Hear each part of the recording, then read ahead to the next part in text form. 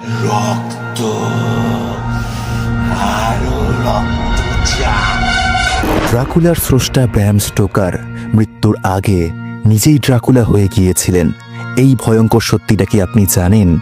জানতে হলে গোটা ভিডিওটা শেষ পর্যন্ত দেখুন। ড্রাকুলা। ছোটবেলায় আমরা সবাই ড্রাকুলা নামটা শুনেছি।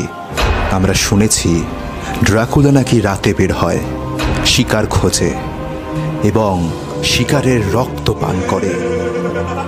সেই গল্পে ভয় ছিল, রোমাঞ্চ ছিল, আর সেই গল্পের স্রষ্টা ব্র্যাম স্টোকার 1897 সালে সৃষ্টি করল ড্রাকুলা, একটা সাহিত্যিক দানবের জন্ম।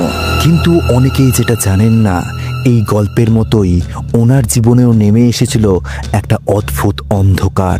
ওনার জীবন বদলাতে থাকে, উনি নিঃশব্দ হয়ে যান, চোখের তলায় কালি জমে। কেউ বা কিছু একটা ওনাকে যেন ধীরে ধীরে গ্রাস করে ফেলছিল, হয়তো একটা অলৌকিক ছায়া।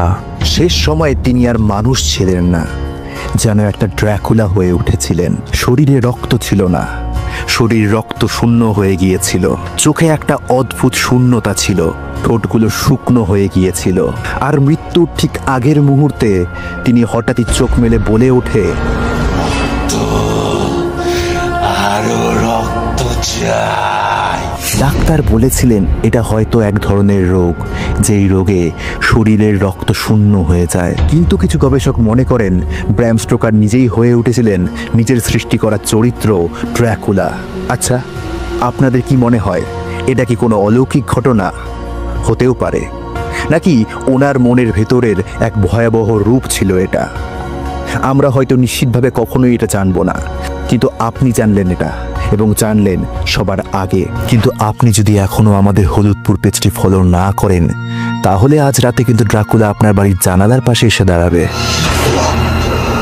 এটা আর শব্দ, ড্রাকুলা নাকি? ড্রাকুলা না, আমাকে মেরো না ড্রাকুলা, না না ড্রাকুলা না, ড্রাকুলা।